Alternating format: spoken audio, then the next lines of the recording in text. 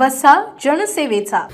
संतनगरीतील नगर परिषदेच्या नियोजन शून्य कारभारावर नागरिकांमध्ये तीव्र नाराजी व्यक्त होत आहे. तब्बल 2000 कोटींच्या विकास आराखड्याची चर्चा होत असताना प्रत्यक्षात अर्धा किलोमीटरपेक्षाही कमी अंतरावर तब्बल 22 स्पीड ब्रेकर उभारण्यात आल्याचा धक्कादायक प्रकार समोर आला आहे. सुरक्षिततेच्या नावाखाली करण्यात आलेल्या या कामामुळे वाहन चालकांना प्रचंड मनस्ताप सहन करावा लागत असून वाहनांचे नुकसान आणि इंधनाची अतिरिक्त नासाडी होत असल्याची तक्रार नागरिक करत आहेत. वाहतूक नियंत्रणासाठी जड वाहनांना बंदी, वन वे मार्ग किंवा इतर प्रभावी उपाययोजना करता आल्या असत्या.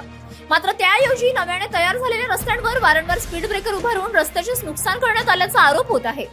नगराध्यक्ष, नगरसेवक आणि संबंधित अधिकाऱ्यांनी नियोजनाऐवजी केवळ निधी खर्च करण्यावर भर दिल्याची चर्चा रंगली आहे.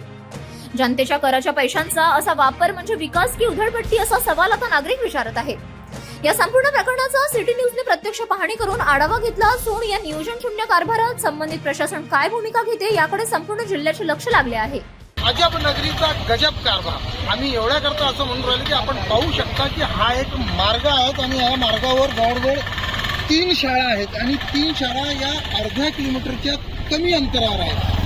हे जे स्पीड ब्रेकर पाहून राहिले आपण इथं, असे स्पीड ब्रेकर जे आहेत या अर्ध्या किलोमीटरच्या अंतरामध्ये जवळजवळ 22 स्पीड ब्रेकर लागलेले आहेत.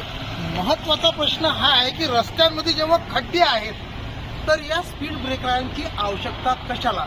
विनाकारण अंधेर नगरी चौपट राजा, सोनू तुझा माझ्यावर विश्वास नाही का, असं जरूर म्हणावं लागेल या नगर परिषदला आणि हे निर्वाचित सदस्यांना. कोणीही आपली जबाबदारी स्वीकारायला तयार नाही.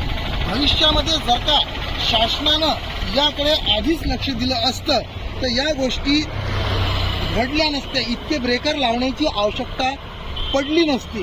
पण शासन दूर राहिलं, अधिकारी दूर राहिले. नवनिर्वाचित सदस्यांना जनतेने खूप मोठ्या विश्वासानं निवडून दिलं, पण ते सुद्धा त्यांची कार्य विसरलेले आहेत. याचा हिशोब जनता जरूर देईल जेव्हा मतदानाची वेळ येईल. कॅमेरा पर्सन समीर देशमुख सोबत महेंद्र मिश्रा, बुलढाणा. City news.